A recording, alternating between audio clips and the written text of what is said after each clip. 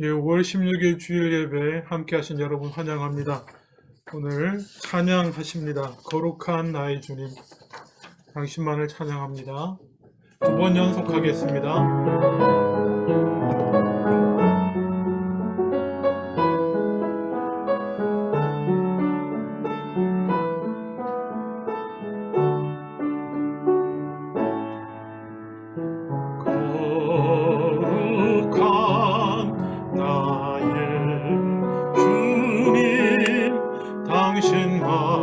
당신만을 찬양합니다.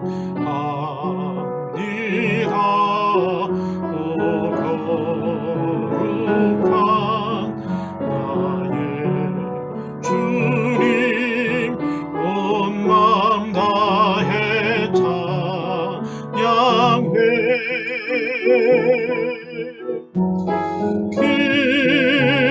크신 주께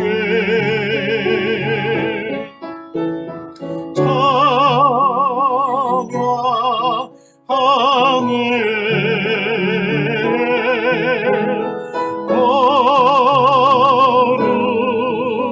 거룩하고 신실하신 우리 주님,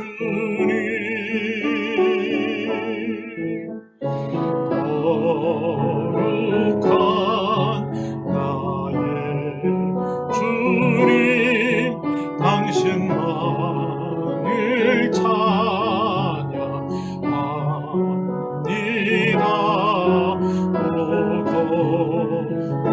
거룩한 나의 주님, 온 마음 다해 찬양해.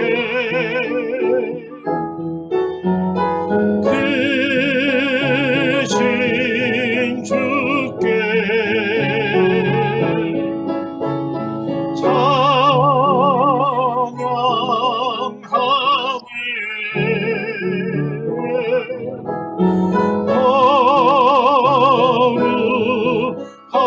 거룩하고 진실하신 우리 주님.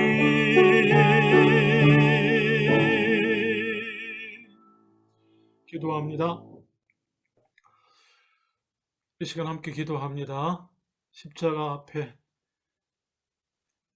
우리 죄를 다 내려놓고 기도하기 원합니다. 그 거룩하신 주님과 같이 저도 보혈의 피로 거룩함을 얻어 준 예배 가운데 주님 앞에 나가기 원합니다. 함께 기도하겠습니다. 아버지 하나님, 거룩하신 주님 앞에 나아갈 수 있기를 원합니다. 그리스도의 보혈의 피를 힘입어 나도 그 거룩함을 본받아 주님 앞에 나아가 귀하게 예배하는 이 시간 되게 하여 주시옵소서. 내 안에 있는 모든 거룩하지 못한 것들과 쓸데없는 생각들과 이 모든 것 다 정리시켜 주시고 온전히 하나님께만 집중하는 이 귀한 예배의 시간이 되게 하여 주시옵소서. 감사드리고 예수님 이름으로 기도합니다. 아멘. 찬송 20장입니다.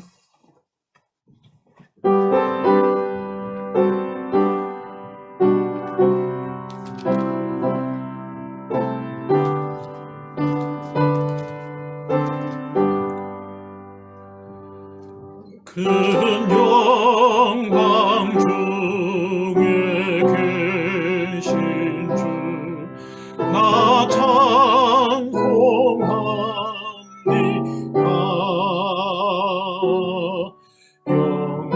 영원히 계신 주 이름, 나 찬송합니다.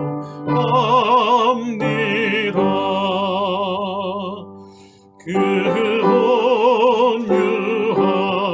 온유하신 주 음성 날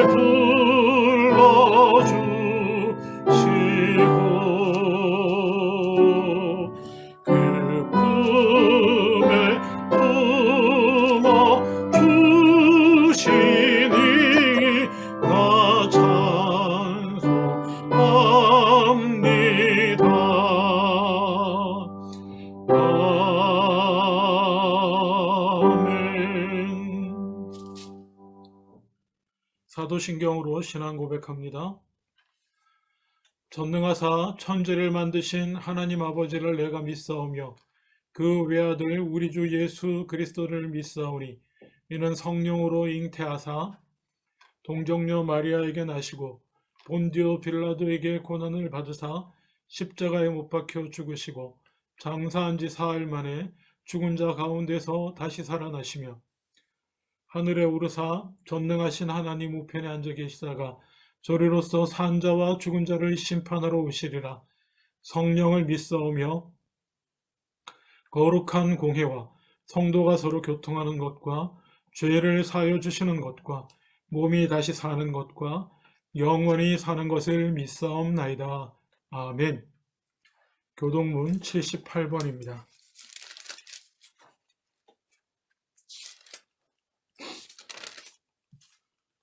요한복음 14장 교동문 78번. 너희는 마음에 근심하지 말라. 하나님을 믿으니 또 나를 믿으라. 내 아버지 집에 거할 곳이 많도다. 그렇지 않으면 너희에게 일렀으리라. 내가 너희를 위하여 거처를 예비하러 가노니 가서 너희를 위하여 거처를 예비하면 내가 다시 와서 너희를 내게로 영접하여 나 있는 곳에 너희도 있게 하리라. 내가 어디로 가는지 그 길을 너희가 아느니라. 도마가 이르되 주여 주께서 어디로 가시는지 우리가 알지 못하거늘 그 길을 어찌 알겠사옵나이까. 예수께서 이르시되 내가 곧 길이요 진리요 생명이니 나로 말미암지 않고는 아버지께로 올 자가 없느니라. 아멘. 함께 기도하시겠습니다. 통성으로 함께 기도합니다.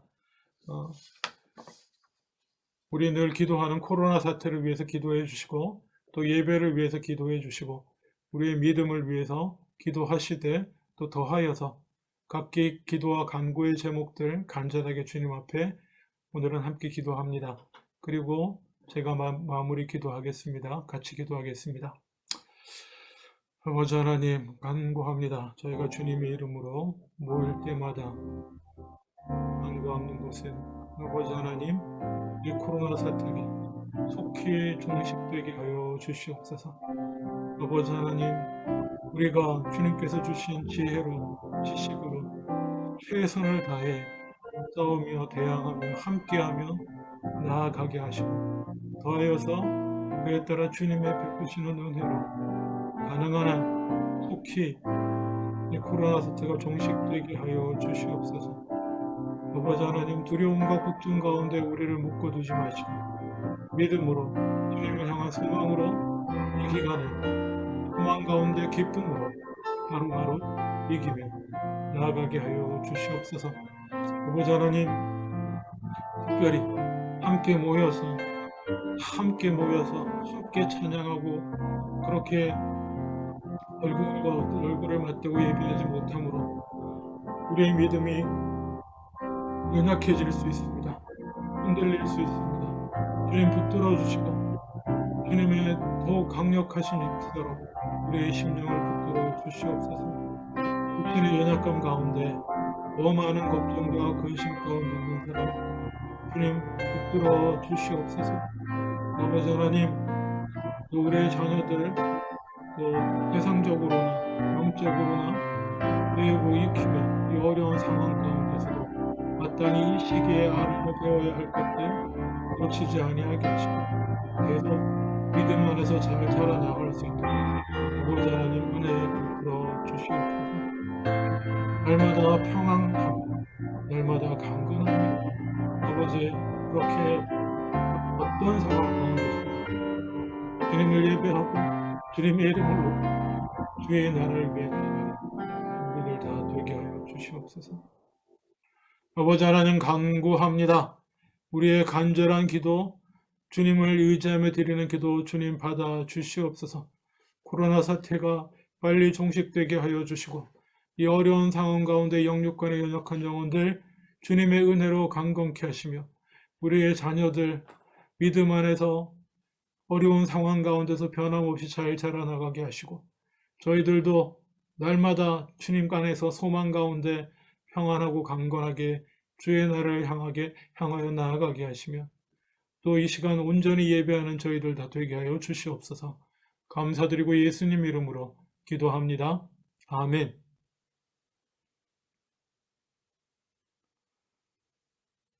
찬송 288장 하신 후에 이영준 집사님 드릴 예물 위해 기도해 주시겠습니다.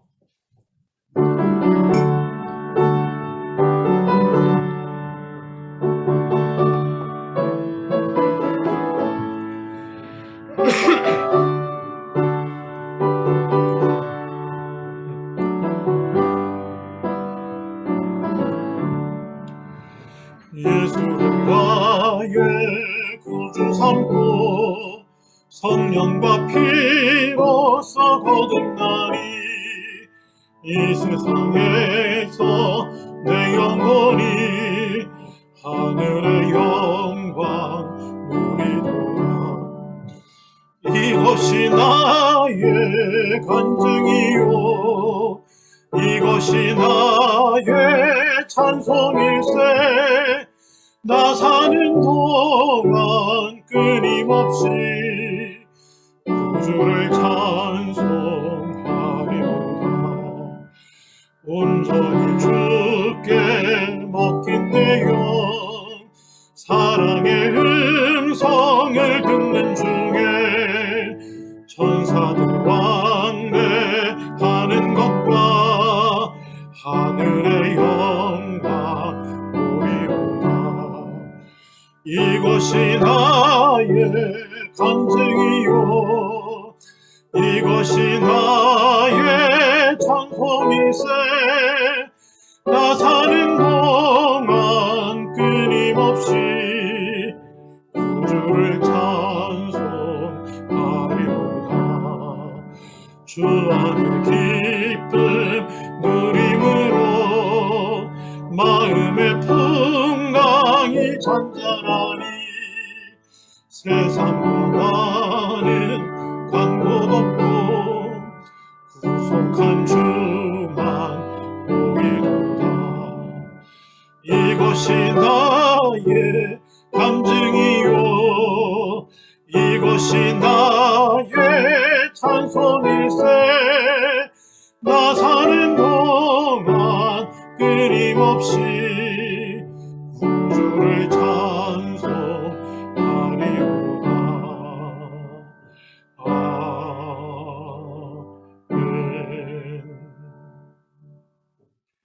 이영준 집사님 기도해 주시겠습니다.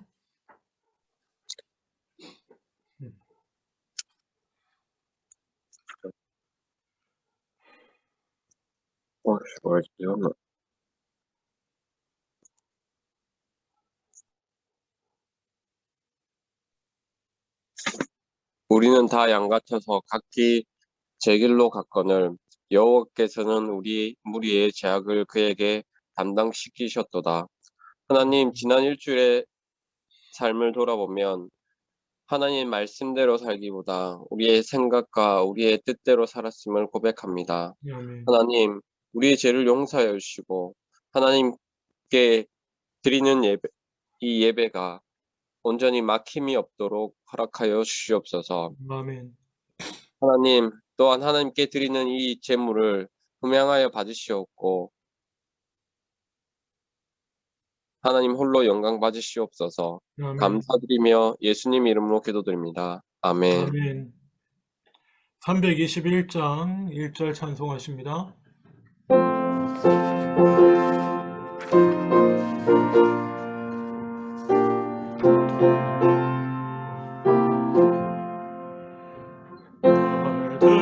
대속하신 예수께 내 생명 모두 드리니 늘 진실하게 하소서. 내 구주 예수여 나 구주 위에 살리라. 내 기쁨 한량 없으리 내 갈 길인 도와소서 내 구주 예수여. 아멘.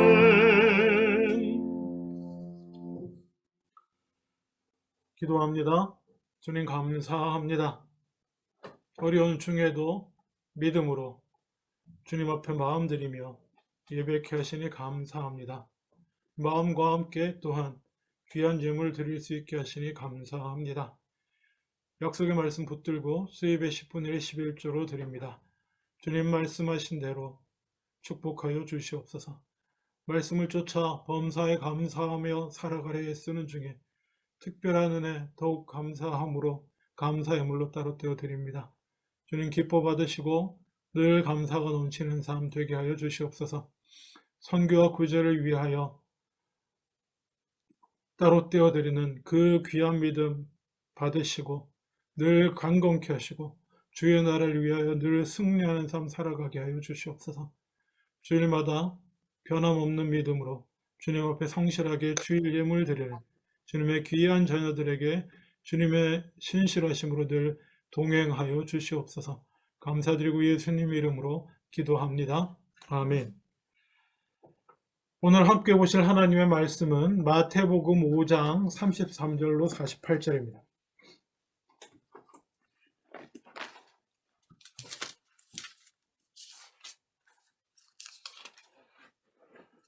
마태복음 5장 33절로 48절까지 제가 가진 성경으로는 신약성경 7페이지입니다. 7에서 8페이지 조금 깁니다만 제가 천천히 봉독하겠습니다. 성경 보시고 다 같이 쭉 보시면 좋겠습니다. 아마 다 아시는 말씀일 텐데 제가 봉독하겠습니다. 마태복음 5장 33절로 48절입니다. 또 옛사람에게 말한 바 헛맹세를 하지 말고 내 맹세한 것을 주께 지키라 하였다는 것을 너희가 들었으나 나는 너희에게 이르노니 도무지 맹세하지 말지니 하늘로도 하지 말라. 이는 하나님의 보좌이며 땅으로도 하지 말라. 이는 하나님의 발등상이며 예루살렘으로도 하지 말라. 이는 큰 임금의 성이며 내 머리로도 하지 말라. 이는 내가 한 터럭도 희고 검게 할 수 없음이라. 오직 너희 말은 옳다 옳다 아니라 아니라 하라. 이에서 지나는 것은 악으로부터 나느니라. 38절 또 눈은 눈으로 이는 이로 갚으라 하였다는 것을 너희가 들었으나 나는 너희에게 이르노니 악한 자를 대적하지 말라. 누구든지 내 오른편 뺨을 치거든 왼편도 돌려대며 또 너를 고발하여 속옷을 가지고자 하는 자에게 겉옷까지도 가지게 하며 또 누구든지 너로 억지로 오리를 가게 하거든 그 사람과 심리를 동행하고 내게 구하는 자에게 주며 내게 구고자 하는 자에게 거절을 하지 말라. 43절 또 내 이웃을 사랑하고 내 원수를 미워하라 했다는 것을 너희가 들었으나 나는 너희에게 이르노니 너희 원수를 사랑하며 너희를 박해하는 자를 위하여 기도하라. 이같이 한즉 하늘에 계신 너희 아버지의 아들이 되리니 이는 하나님이 그 해를 악인과 선인에게 비추시며 비를 의로운 자와 불의한 자에게 내려주심이라. 너희가 너희를 사랑하는 자를 사랑하면 무슨 상이 있으리요? 세리도 이같이 아니하느냐? 또 너희가 너희 형제에게만 무난하면 남보다 더하는 것이 무엇이냐?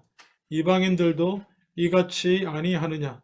그러므로 하늘에 계신 너희 아버지의 온전하심과 같이 너희도 온전하라. 아멘. 예. 지난주는 어버이 주일이었고 저지난주는 어린이 주일이어서 두 주간 그 주일에 맞는 주제로 말씀을 나누었습니다. 그렇지만 여러분 기억하실지 모르겠습니다. 제가 계속 설교해 온 것이 무엇입니까? 예.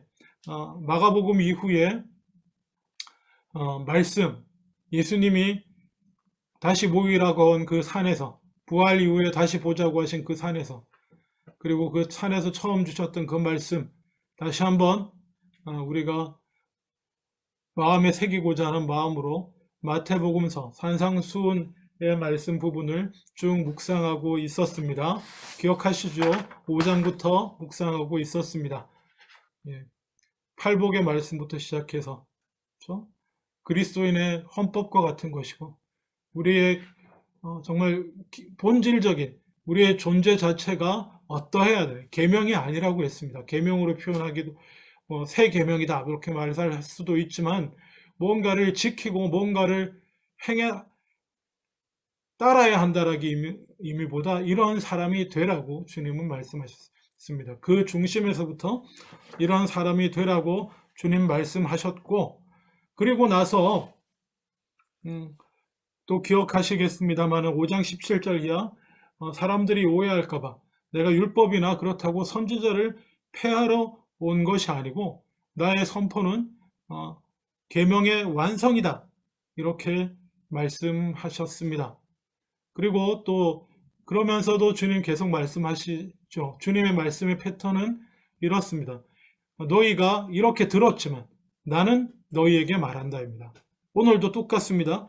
너희는 이렇게 옛사람에게 말한 바 구약을 말하는 것이고 또 너희가 이렇게 들었으나 역시 구약이나 구약적인 전통을 말하는 것입니다. 너희는 이렇게 들었으나 옛사람에게는 이렇게 말했지만 나는 너희에게 이르노니 나는 너희에게 말한다. 이것이 예수님의 권위입니다. 예수님의 권위는 모든 사람을 놀라게 했습니다. 기억하시죠? 이렇게 말씀하셨기 때문에 듣는 모든 사람이 놀랐습니다. 권위를 인용하지 않았습니다. 성경 몇 장 몇 절에 이렇게 말씀하시는 이렇게 얘기하지 않으세요. 주님은 나는 이렇게 말한다. 왜요? 그분이 하나님이시기 때문에 그렇습니다. 그분이 하나님의 말씀으로서 육신을 입고 이 땅에 오신 분이기 때문에 예수님은 인용하실 필요가 없으세요. 그냥 예수님은 본인이 선포하시는 것이 하나님의 말씀이기 때문에 그 유대인들이 정말 목숨과도 같이 지키고 따르는 그 율법조차도 잘못하면 돌 맞을 수 있는데 예수님은 거리낌 없이 너희는 이렇게 들었지만 구약에서는 이렇게 말했는지 모르지만 나는 이렇게 말한다 라고 선포하셨습니다. 그러면서 그럼에도 불구하고 내가 전하는 말씀은 율법의 완성이요 5장 20절에 너에게 이르노니 너희 의가 서기관과 바리새인보다 더 낫지 못하면 결단코 하나님 나라에 들어가지 못하리라. 이것도 나누었습니다. 기억나십니까? 서기관과 바리새인의 의보다 더 나으니 서기관과 바리새인의 의는 무엇입니까? 예를 들자면 이런 것입니다. 서기관은 말씀을 많이 알고 공부하고 배웁니다. 많이 알고 머릿속에 넣고 있어서 사람들에게 가르칠 수 있고 툭 찌르면 말씀이 튀어나올 정도입니다만 그것 많이 아는 것을 자기 의로 삼았던 사람입니다. 그리고 바리새인은 어떤 사람들입니까? 아는 것보다도 실천하는 것이다 해서 정말 구약의 모든 전 내용들을 다 실천 계명으로 만들어가지고 실천사항, 오늘의 실천사항으로 만들어서 그것을 세세한 부분까지 꼼꼼하게 철저히 지킴으로 자기 의를 삼았던 것입니다.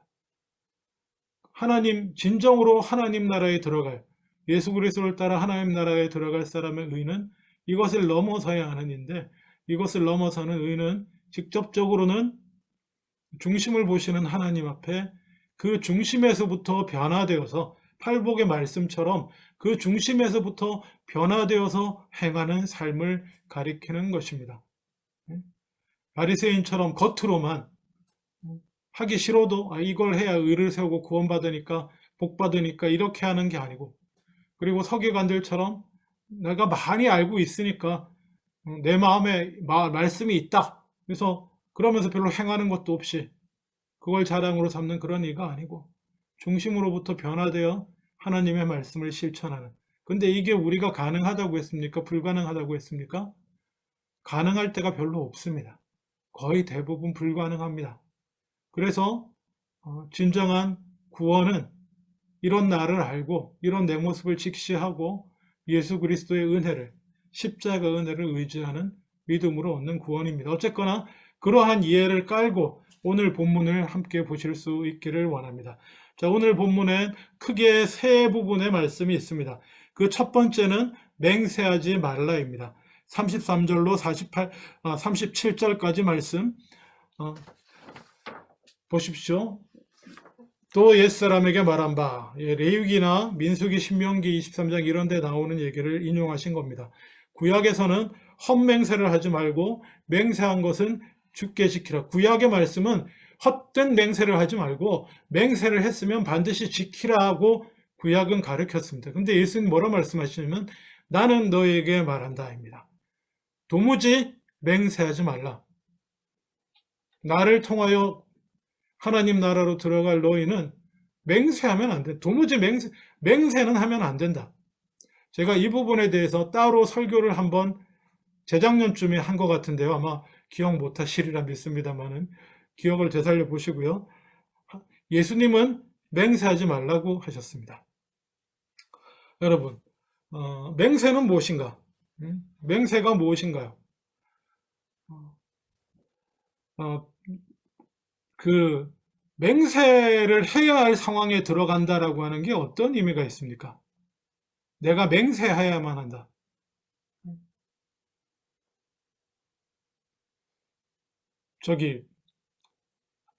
저희 집사람이 저한테 자기를 사랑한다고 맹세해. 이렇게 저한테 요구한다고 해봅시다. 어떤 때 그렇게 요구할 것 같습니까? 어떤 때요?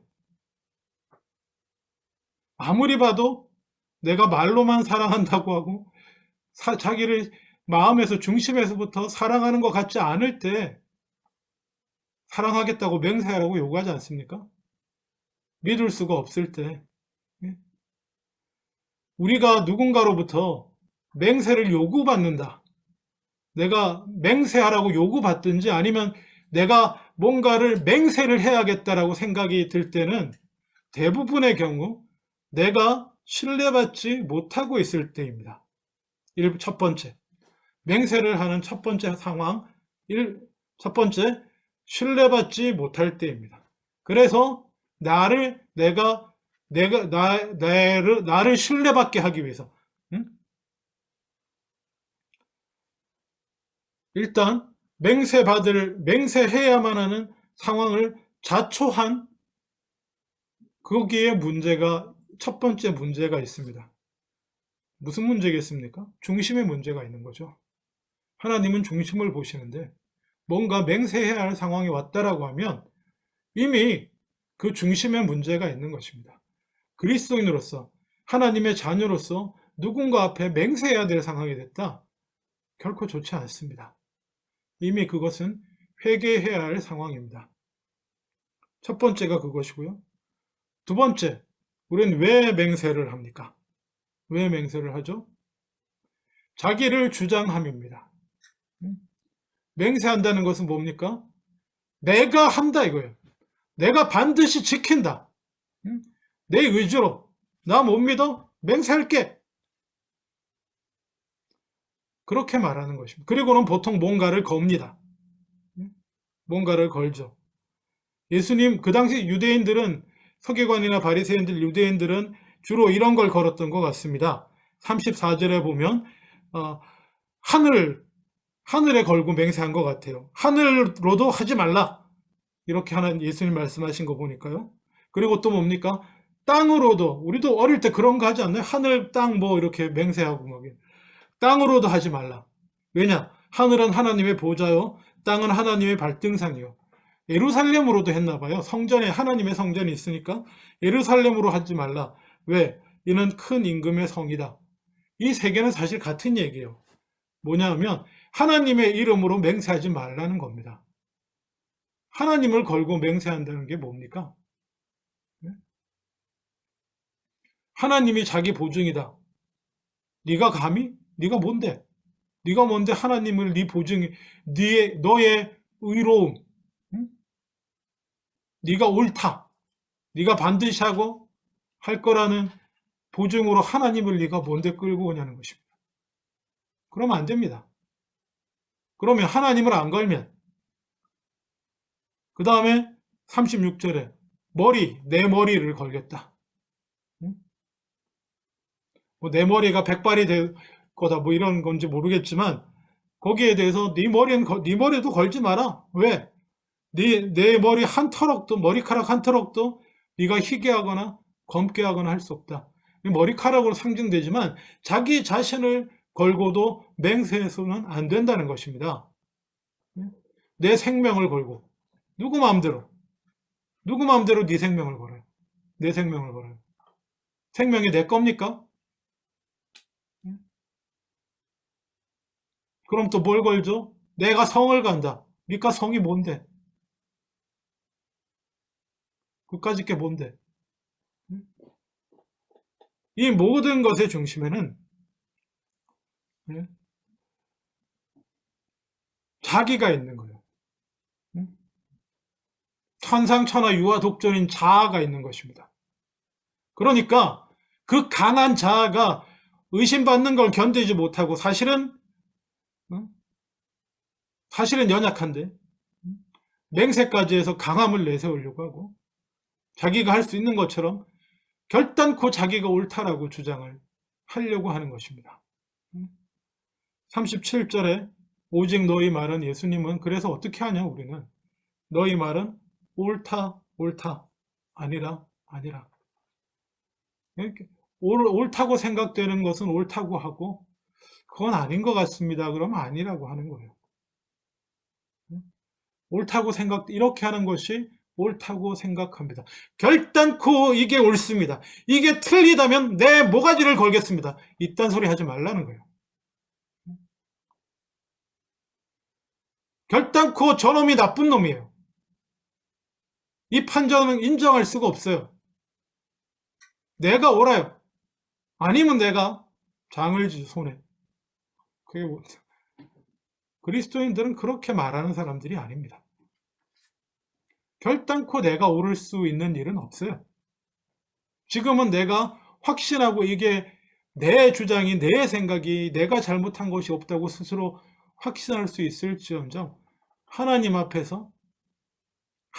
선자로서 그게 말이 안 될 수가 있다는 것을 내 안에 0.00001%의 악도 없다고 주장할 수 없다는 것을 하나님을 알고 그를 만난 그리스도인들은 알기 때문에 이딴 소리 할 수가 없는 것입니다.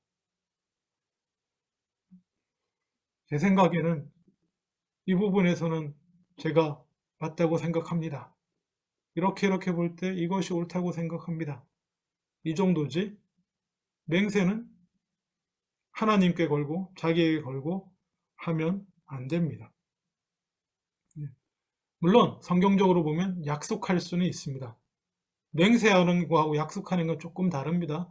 약속은 최선을 다하겠다는 얘기입니다. 절대로 나는 100% 나는 변하지 않아. 그러니까 이걸 깨면 내 목숨을 걸어. 뭐 이런 교만한 얘기를 하지 않는 것입니다. 이런 강한 자기 주장, 나를 믿어. 이렇게 말하는 거 하지 않는 것입니다. 그리스도인들은. 이것이 그리스도인들의 지금 이후에 나오는 모든 얘기의 본질이 되는 예수님이 하시는 말씀의 본질적인 문제가 되는 부분이에요. 그냥 결론을 말하자면 절대로 내가 옳다는 자 그리고 이미 신뢰를 잃어버렸으면서 그것을 회복할 그렇게 맹세를 요구받는 상황에서 하게 되는 그런 것들 그런 중심을 가진 자 옳지 않다라는 것입니다. 회개해야 한다는 것입니다. 그리고 예수님 또 두 번째 말씀하십니다. 오늘 부분에서 38절 또 눈은 눈으로 이는 이로 갚으라 하였다는 것을 너희가 들었으나 역시 출애굽기 레위기 신명기에 나오는 구약에 나오는 얘기예요. 나는 너에게 이르노니 악한 자를 대적하지 말라. 누구든지 내 오른뺨을 치거든 왼편도 돌려대고 너를 고발하여 속옷을 가지고자 하는 자에게는 겉옷까지도 가지게 하고 누구든지 너로 억지로 오리를 가게 하거든 그 사람과 심리를 동행하고 내게 구하는 자에게 주며 내게 꾸고자 하는 자에게 거절하지 말라.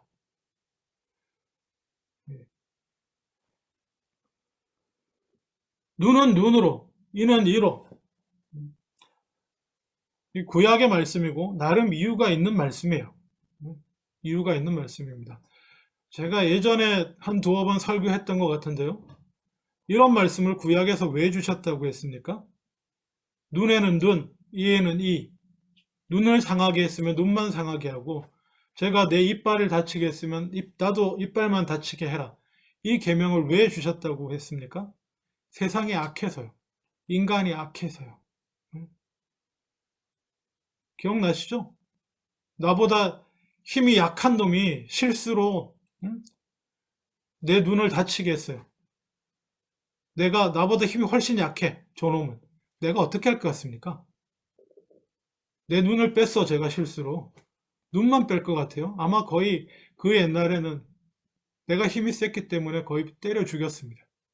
그러지 말라는 거예요. 내가 신분이 높고 계급이 높아. 근데 저 천한 종놈이 내 일을 다치게 했어. 이놈이 감히 생명을 뺐습니다. 세상이 그랬어요. 지금은 안 그럴 것 같나요? 그래서 주신 계명이에요. 네가 아무리 힘이 있고 원수 갚고 복수를 할 만한 힘과 능력과 위치가 있어도 눈에는 눈이고 이에는 이다. 오버하지 마라. 네가 힘 있고 권력 있다고 더 악하게 행동하지 말라고 주신 말씀이에요. 근데 이것만 지켜도 귀한데 예수님은 나는 너에게 말한다.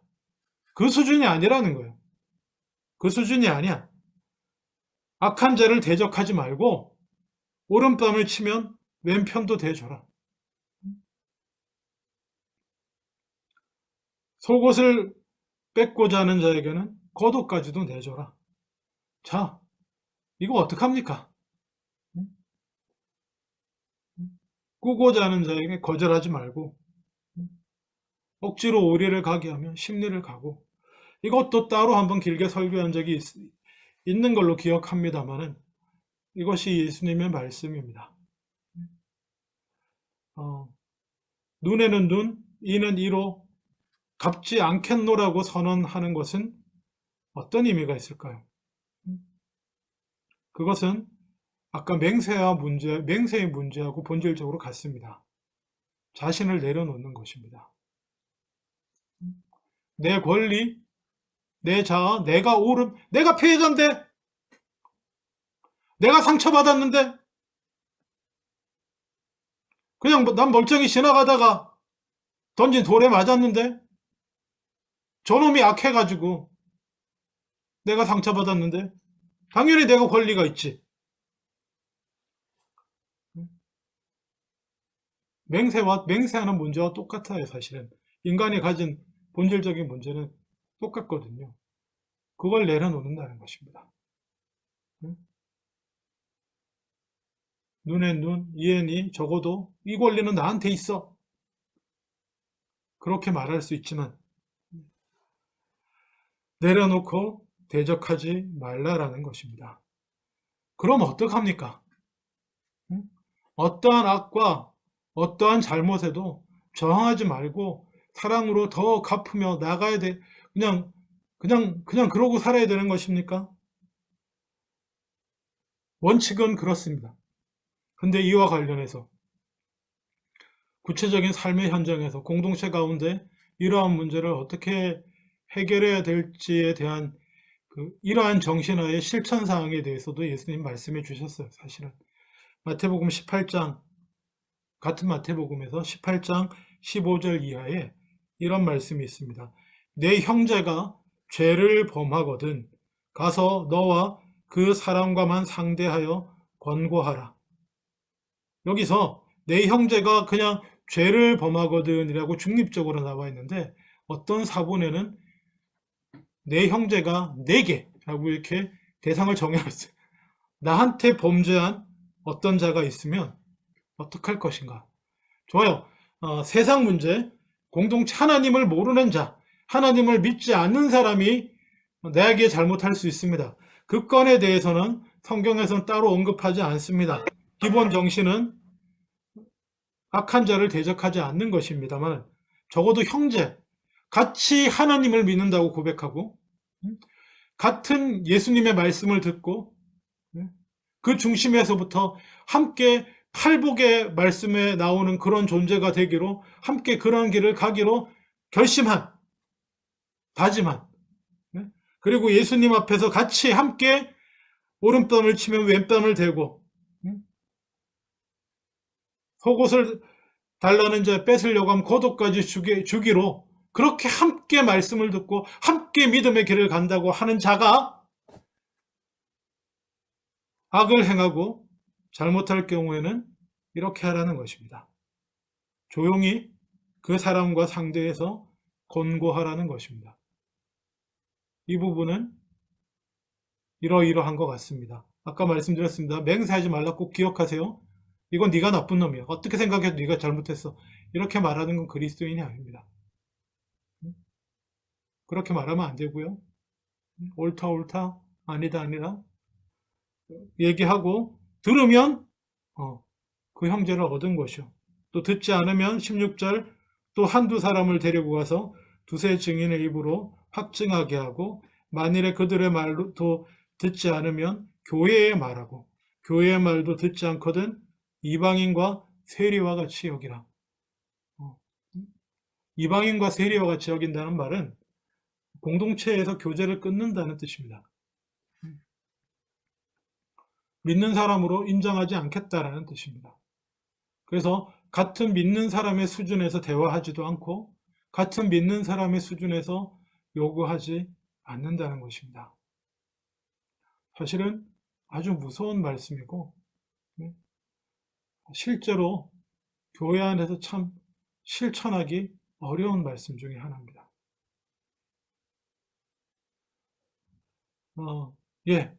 만약에 악에 대해서 공동체 안에 나를 향해 다가오는 죄의 문제, 악의 문제에 대해서는 구체적으로는 이렇게 해결할 수 있는 방안이 있겠습니다. 근데 말입니다.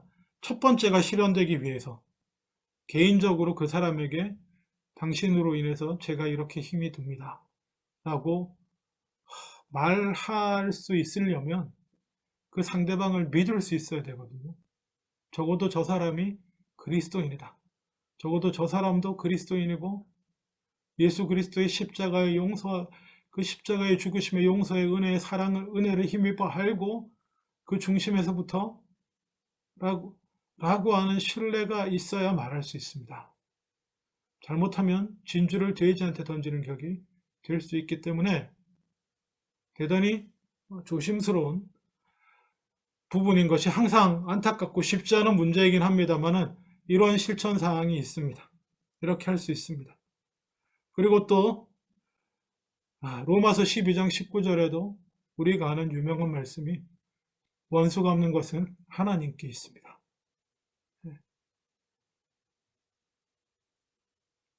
원수를 갚는다.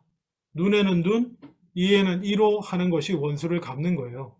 내가 당한 만큼 돌려주는 것이, 내가 아픈 만큼, 내가 눈물 흘리는 만큼 그대로 돌려주는 것이 원수를 갚는 것인데, 그것은 하나님께 있다는 것입니다. 내가 그대로 돌려주려고 해서는 안 됩니다. 내가 이만큼 상처받았으니까 너도 최소한 그만큼은 상처받아야겠다. 그래서는 안 된다는 것입니다. 그것은 하나님께서 하실 부분입니다. 그러면 우리가 할 일은 무엇인가?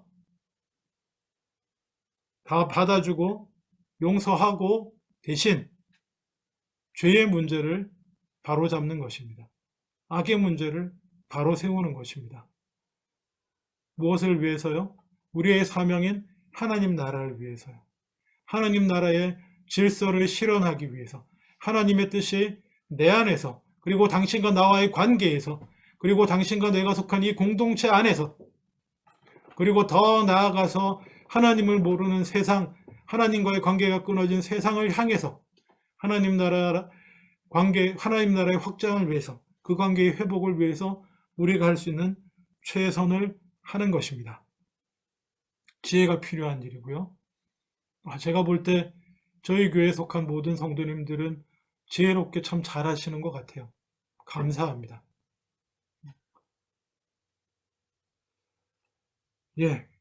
그리고 그 다음에 거의 마지막 결론같이 나오는 말씀인데 43절 이하 제가 읽겠습니다.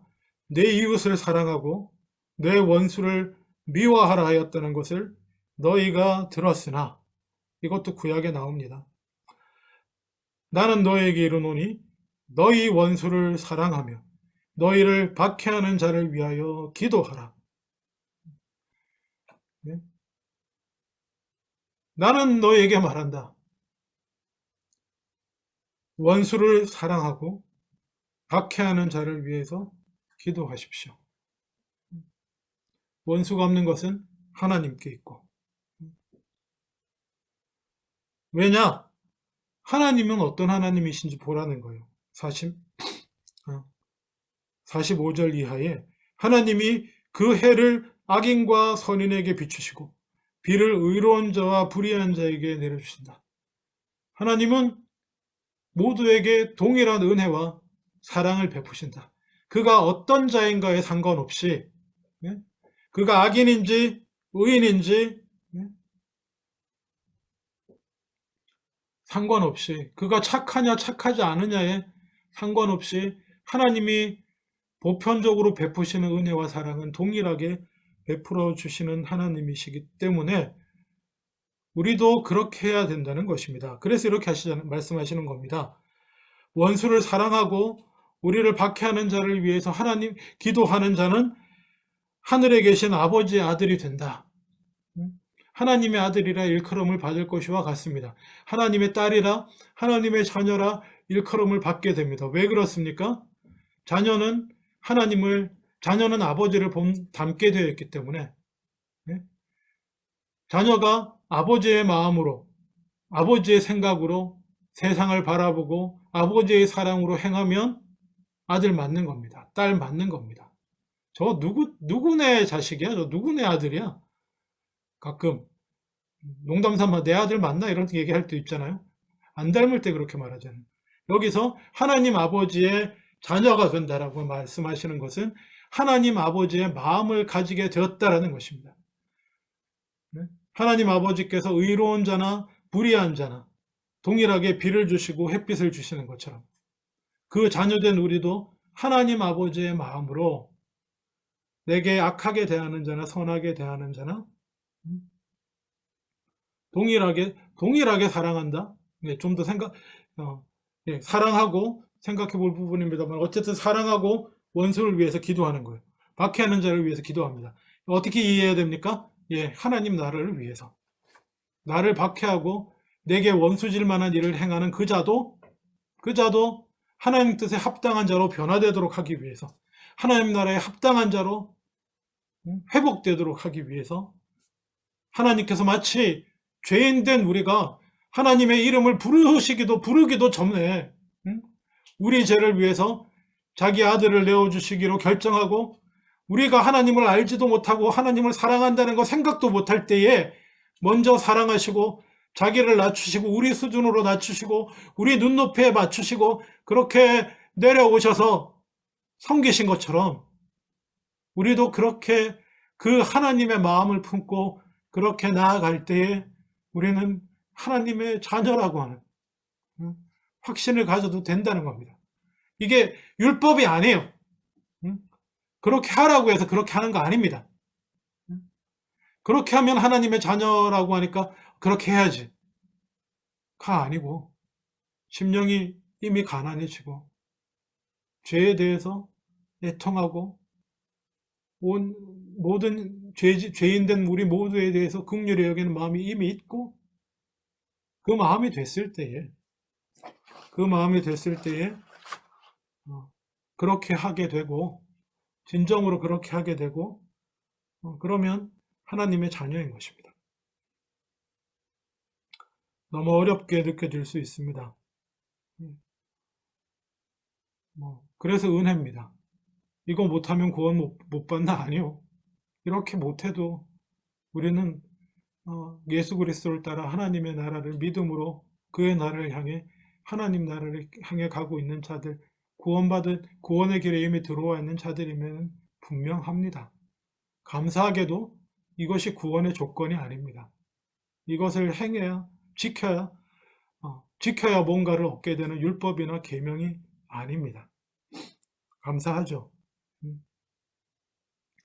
예수님은 계속 설득하십니다. 46절에, 45절 후반부에는 하나님이 이렇게 하시지 않냐? 그리고 46절에, 그리고 너희가 너희를 사랑하는 자만 사랑하면 거기에 무슨 상이 있겠냐? 상을 바라는 우리의 마음도 건드리십니다. 복을 바라는 우리의 마음도 좀 위로해 주십니다. 세리도 이같이 한다. 너희가 죄인이라고 그렇게 무시하고 욕을 하는 세리도 그렇게 한다. 또 너희가 너희 형제에게 무난하면 남보다 더하는 것이 무엇이냐? 하나님 안 믿는다고 욕하는 이방인들도 그렇게 한다. 그러므로 오늘 모든 본 말씀의 총 결론입니다. 하늘에 계신 너희 아버지의 온전하신 것 같이 너희도 온전하라는 것입니다. 우리의 목표는 온전해지는 것입니다. 기준이 어디 있나요? 하나님 같이요. 말도 안 되죠. 상상도 안 됩니다. 그런데 감히 이렇게 온전해져야 구원받는다라고 주장하는 말은 어불성설입니다.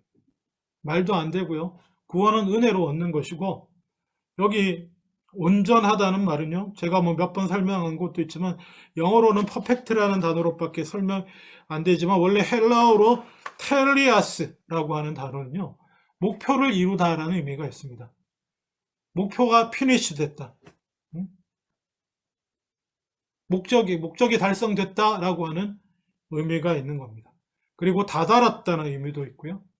그리고 인격적으로 성장했다, 성숙했다, 장성한 이런 의미가 있습니다. 그래서 사도 바울은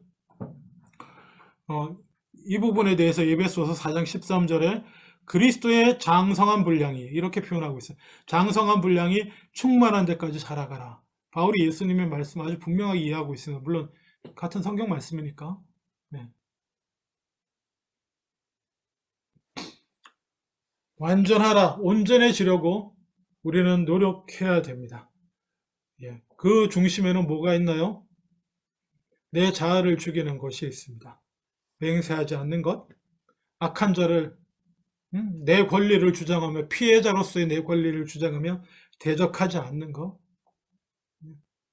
정말 나에게 피해를 주는 원수를 대적하지 않을 뿐만 아니라 하나님이 죄인에게도 햇빛과 비를 주시는 것처럼 그 하나님의 마음을 품고 사랑하는 것까지 그게 다 나를 죽여야 됩니다.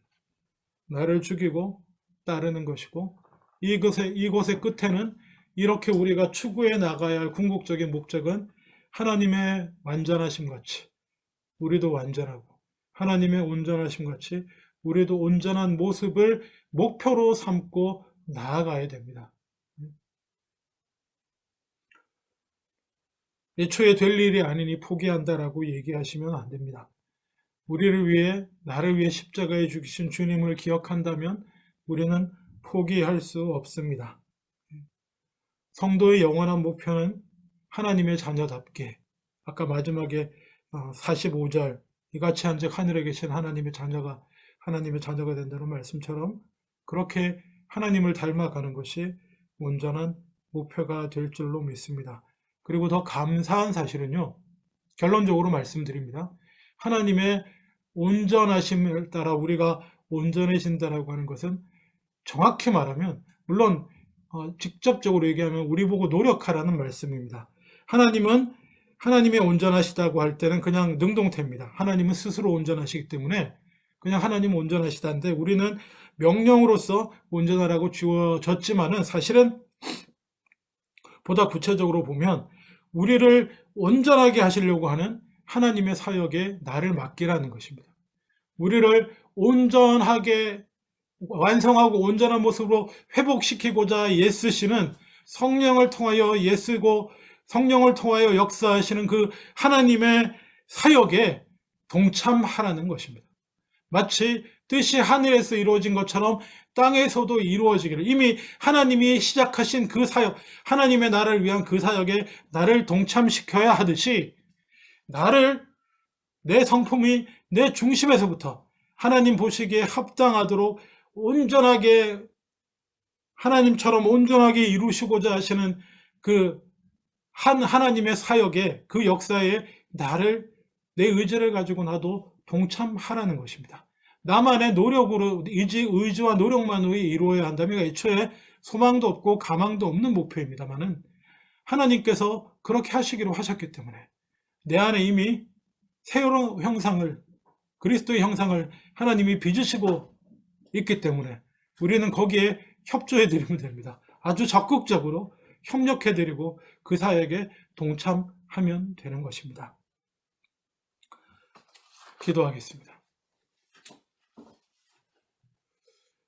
주님, 오늘 주신 말씀 기억합니다. 구약 수준의 얘기가 아니라 우리는 예수님의 말씀을 따라야 됩니다. 맹세를 하고 지키는 수준이 아니고, 맹세를 해야 하는 상황에 빠지지 않으면 또 그렇게 맹세를 해서도 안 된다는 사실을 기억하게 하시옵소서. 내 주장을 버리게 하여 주시옵소서. 나를 악한 자에 대해서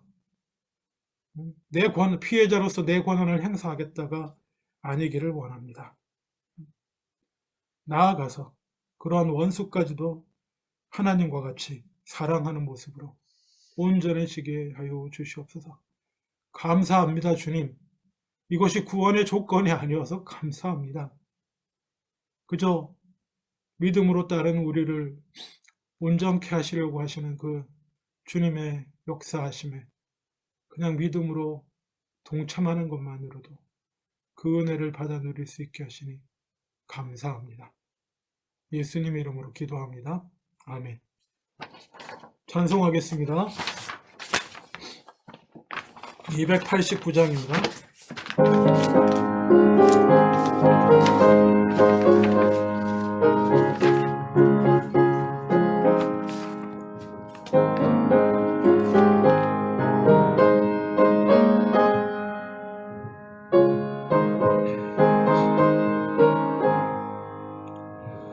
예수 내 맘에 들어와 계신 후 변하여 새 사람 되고, 내가 늘 바라던 참빛을 찾음도 주 예수 내 맘에 오심, 주 예수 내 맘에 오심, 주 예수 내 맘에 오심. 내 맘에 기쁨이 넘치는 주 예수 내 맘에 오심, 주 예수 내 맘에 들어와 계신 후 망령된 행실을 끊고, 머리털보다도 더 많던 내 죄가 눈보다 더 희어졌네. 주 예수 내 맘에 오심, 주 예수 내 맘에 오심. 내 맘에 기쁨이 넘치는 주 예수 내 맘에 오심, 내 맘에 소망을 든든히 가짐은 주 예수 내 맘에 오심, 의심의 구름이 사라져버림도 주 예수 내 맘에 오심, 주 예수 내 맘에 오심, 주 예수 내 맘에 오심. 내 맘에 기쁨이 넘치는 주 예수 내 맘에 오심, 사람의 음침한 골짜기 가다가 밝은 빛 홀연히 보고,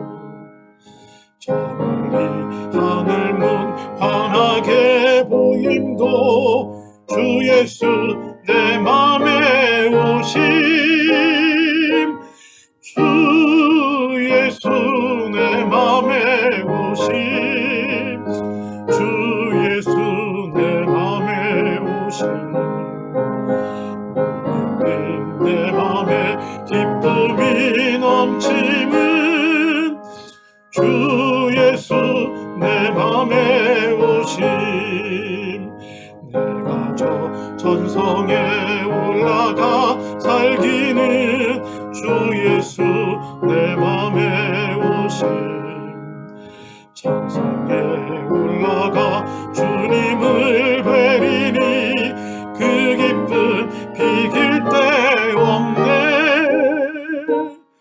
주 예수 내 맘에 오심 주 예수 내 맘에 오심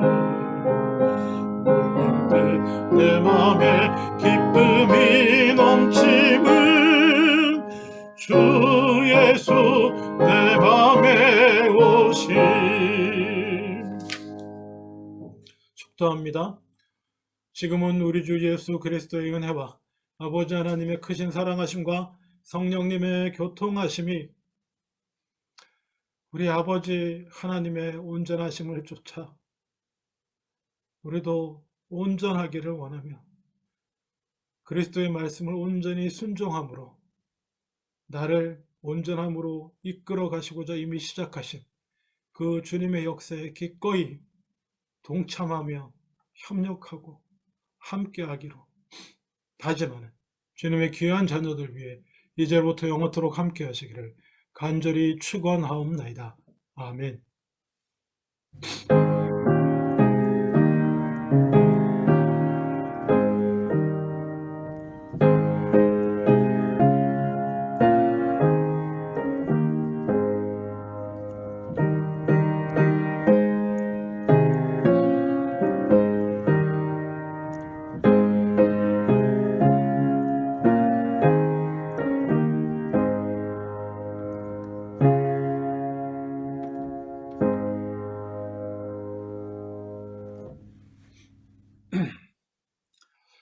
예, 감사합니다. 오늘 예배 참석하신 여러분 환영합니다. 예. 참고로 이게 신방 계속 진행합니다. 아직 신청 안 하신 분 신청해 주시기 바랍니다. 예, 그리고 한 주간도 여전히 동일하게 평안하고 강건하시기를 하나님을 본받아 살아가실 수 있기를 주님의 이름으로 축원합니다. 예배 마쳤습니다. 감사합니다.